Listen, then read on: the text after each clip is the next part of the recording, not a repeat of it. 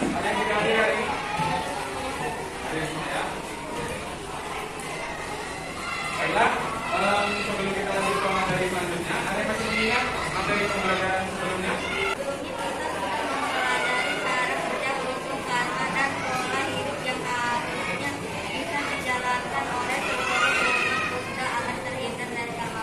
Terima kasih Desi yang sudah mengingat pembelajaran sebelumnya. Ya. Ini masih terkait juga, hari ini kita akan mempelajari tentang hukum pidana. Yang sebenarnya tujuan pembelajaran dalam materi pembelajaran tentang pidana itu antara lain adalah siswa diharapkan dapat menguraikan tiga corak universal, anicca, dukkha, anatta, secara terperinci, kemudian merekomendasi solusi-solusi yang bisa dijadikan sebagai untuk menyelesaikan permasalahan yang ada di sekitar kita. Kemudian, ya, cakupan materi yang ingin kita bahas pada pertemuan ini adalah kita mengetahui bagaimana hukum anicca, dukkha, dan anatta mempengaruhi kehidupan kita sebagai manusia. Ya, bisa adalah hukum tentang ketidakkekalan. Ya, ketidakkekalan itu yang berkaitan dengan bagaimana kesemuanya yang ada di dalam diri kita maupun di luar objek diri kita. Misalnya kita sudah lahir mengalami kelahiran, ya kan, dari kita tidak bisa apa-apain, ya kan. Pertama lahir kan hanya kita satu, itu nangis gitu ya kan. Nah, kita sampai hari ini bisa kalian itu sudah SMP gitu kan.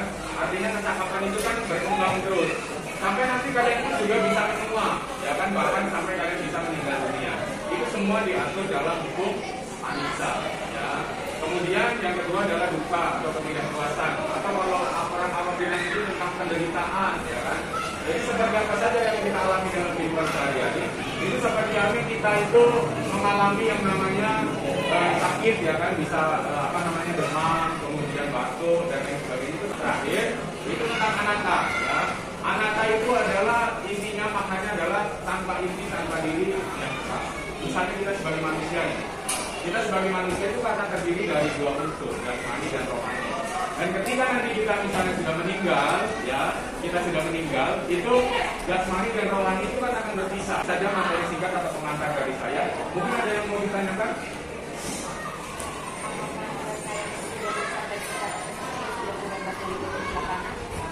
Oke, pertanyaan bagus, ya.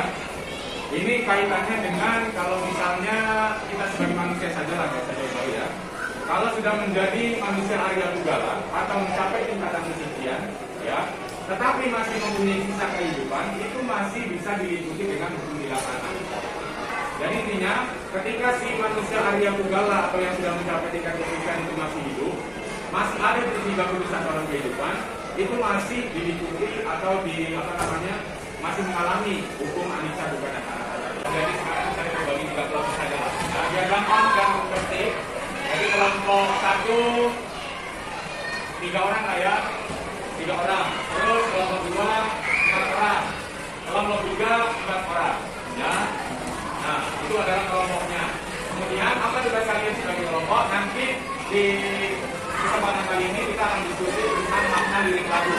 Kelompok 1 tentang lagu anicca, kelompok 2 tentang dukkha, kelompok 3 tentang anatta. Ya, nanti kita akan mendalami lirik itu. Dan juga nanti ada pertanyaan berkaitan dengan masing-masing anicca, dukkha, dan anatta. Ya, saya sudah kirimkan gambar itu di grup, ya. Silakan kalian buka karena ini kembali nggak ada yang fokus. Kalian silakan buka gambarnya. Masing-masing kelompok jangannya satu gambar. Kelompok 1 coba kalian itu dalami makna dari gambar 1 itu apa. Kelompok 2 juga gambar 2 itu maknanya kira-kira apa. Gambar 3 juga demikian, ya. Oke, sudah kalian lihat gambarnya? Kelompok 1 bisa? Siapa ada perwakilan yang mau? Oke, ya. Mansika. Oke. Menurut saya pada gambar 1 menjelaskan bahwa perjalanan hidup manusia atau suatu makhluk tidak bisa terlepas dari hukum perubahan anicca, lahir tubuh menjadi dewasa, tua dan mengalami kematian. Semua makhluk yang lahir sebelum ini pasti ada mengalami kematian. Baiklah, terima kasih Mansika yang sudah menjelaskan makna gambar 1. Jadi kita lanjut dulu mengenai gambar 2. Oke, di kelompok 2 siapa yang mewakili? Oke, Jennifer ya. Oke. Menurut saya pada gambar 2 menjelaskan bahwa semua makhluk pasti akan mengalami penderitaan atau duka. Dan seperti terlihat pada gambar anak yang mengalami sakit juga termasuk mengalami salah satu jenis. Oke. Oke, terima kasih Jennifer yang sudah menjelaskan tentang makna gambar dua. Sekarang kita lanjut juga ke gambar terakhir, gambar ketiga. Silakan kelompok tiga siapa? Menurut saya pada gambar ketiga menjelaskan tentang anata, bahwa semua benda atau makhluk hidup terbentuk atau tersusun dari berbagai perpaduan unsur pembentuk yang menjadi satu kesatuan. Bagaimana sikapmu ketika kamu itu bisa dibilang mengalami perubahan? Misalnya itu sehat, bugar, begitu lama-kelamaan nanti tenaga mulai melemah, penglihatan mulai berkurang, rambut mulai memutih, dan seterusnya perubahan-perubahan yang seperti itu. Sikapmu bagaimana yang bagus sebagai umat Buddha? Ada yang mau berpendapat? Oke, Fernando. Oke. Menerima semua perubahan yang ada, Pak. Perubahan yang mengarah pada sesuatu yang menyenangkan tidak perlu berlebihan. Perubahan yang mengarah pada penderitaan juga sangat disikapi dengan penuh penyesalan disertai dengan penolakan. Tapi justru semuanya harus bisa diterima dengan sebagaimana mestinya. Baiklah, Fernando yang sudah berpendapat tentang pendalaman materi singkat yang saya ajukan tadi. Ya, untuk selanjutnya saya sudah bagikan link YouTube. Ya, nanti silakan kalian buka sesuai dengan kelompok masing-masing. Ada lagu Ranica, Dukkha, dan Anatta. Ya, itu sesuai kelompok kalian masing-masing. Nanti kalian cermati lirik lagunya saja dan menjawab pertanyaan masing-masing kelompok satu pertanyaan. Pokoknya perubahan dari serangkaian seperti manusia tadi, ya dari bayi nggak bisa apa-apa, kemudian sampai dia itu bisa sampai mengalami kematian, itu kan perubahannya sudah sedemikian rupa. Itulah untuk penggambaran bagaimana anicca itu ada. Jadi tentang dukkha tadi, ya kan, pokoknya semua yang bersifat tidak menyenangkan, tidak memuaskan, itulah dukkha, ya. Jadi misalnya kita sakit, kita mengalami hal-hal yang tidak diinginkan dalam hidup, itu juga termasuk dukkha. Pokoknya semua yang sifatnya adalah tidak menyenangkan dan tidak diinginkan oleh sebagian besar manusia, itulah dukkha. Jadi tentang anatta itu tadi, ini pengibaratannya itu tadi seperti mobil tadi kan. Kalau misalnya mobil itu kan ada dari perpaduan beberapa unsur ya kan, ada spion, ada ban, ada bodi, kemudian ada tempat duduk dan lain sebagainya itu kalau menjadi satu kesatuan dirangkai itu jadinya mobil, ya kan. Tapi kalau misalnya itu dipisah-pisah, ya itu jadinya bukan mobil lagi. Ban dicopot jadinya cuma ban. Kemudian, ya kalian coba menghubungkan dengan apa yang tadi saya tanyakan di LKP ini tadi, menghubungkannya dengan kehidupan kalian masing-masing, ya.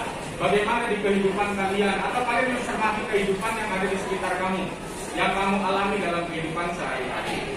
Nah, kemudian apa yang sudah kalian temukan itu, kalian nanti catat, ya, catat di buku kalian atau di handphone, ya, kalian kan sambil cari di googling juga ya, di apa-apa di Google, ya, tentang apa yang sudah kalian diskusikan tadi. Kalian coba kumpulkan semua data-datanya, ya, kalian sajikan dalam bentuk tulisan ataupun ditulis di tadi tempat kerja yang ada di handphone, ya. Kalian sampaikan ini semuanya di situ. Kemudian nanti kita akan saling mempresentasikan, ya, apa yang sudah kalian temukan. Oke. Nah, baiklah. Kalian sudah sama-sama diskusi, juga kita sudah refleksikan bersama-sama tadi mengenai apa yang sudah kalian diskusikan di kelompok kalian. Juga saya sudah melihat progres kelompok kalian. Saya rasa kalian sudah siap dengan bahan yang akan kalian sampaikan, presentasikan di pembelajaran hari ini. Kita mulai dari kelompok 1 ya. Oke, kelompok 1 silakan, siapa yang akan mempresentasikan? Kelompok kami makna lagu anicca adalah kita harus bisa bersikap bijaksana menghadapi berbagai perubahan yang terjadi pada diri kita. Misalnya hari ini kita terlihat cantik, mungkin suatu hari nanti kecantikan kita berkurang karena kulit mulai mengerimbun, muncul jerawat di wajah dan lain-lain. Begitu pula harus bijaksana menyikapi bagaimana perubahan yang terjadi terhadap objek-objek yang kita sukai. Misalnya kita mencintai rumah yang kita miliki, tapi rumah juga akan mengalami kerusakan. Semua perubahan yang hadir dalam kehidupan kita tidak akan terjadi penderitaan jika kita bisa berpikir bijaksana dan menyikapinya dengan benar. Pertanyaannya, bagaimana sikapmu jika kamu mengalami perubahan fisik seperti rambut memutih, kulit berkeriput, pendengaran ternyata berkurang seiring dengan bertambahnya usia? Menurut kelompok kami, menerimanya sebagai suatu kondisi yang wajar dialami sebagai hukum perubahan anicca serta wajar dialami oleh semua orang. Kelompok 1 yang telah memaparkan hasil diskusinya. Sekarang lanjut kita langsung saja ke kelompok 2 ya. Silakan kelompok 2, siapa yang mau? Menurut dari kelompok kami, makna lagu dukkha, semua makhluk diciptakan oleh berbagai jenis dukkha, berkumpul dengan yang dibenci, berpisah dengan yang dicintai, merupakan bagian dari serangkaian dukkha yang bisa ditemui dalam kehidupan sehari-hari. Pertanyaannya, bagaimana sikapmu jika kamu berpisah dengan orang yang kamu sayangi dan berkumpul dengan orang yang tidak kamu sayangi?